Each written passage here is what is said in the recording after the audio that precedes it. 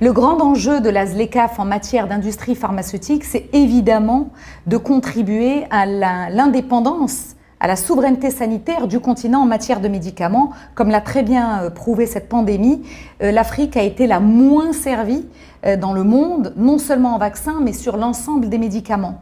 Et c'est un enjeu d'uniformisation, de mise en commun de tout ce qui est réglementation, parce que le médicament est très réglementé, et fort heureusement.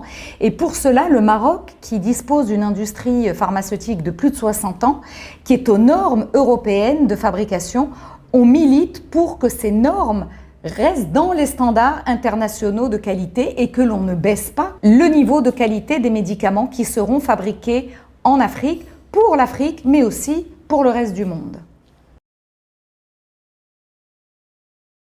Le problème qui se pose aujourd'hui avec cette perspective des nouveaux accords de libre-échange avec l'Union européenne qui sont en train d'être renégociés à travers des dispositions qui touchent à la propriété intellectuelle sur les essais cliniques, on veut nous faire accepter 5 à 10 ans de protection supplémentaire, je dis bien supplémentaire, par rapport aux 20 ans initial des brevets. Ce qui voudrait dire que les médicaments génériques sur les thérapies innovantes n'arriveraient que beaucoup plus tard en Afrique, ce qui est complètement aberrant. On aurait un accroissement de l'inégalité, de l'inéquité encore plus criante entre le Nord et le Sud en matière d'innovation thérapeutique. Il faut impérativement que le médicament générique puisse arriver en Afrique en même temps qu'il arrivera dans les pays riches. C'est une question de responsabilité qu'ont les pays du Nord à l'égard du continent africain.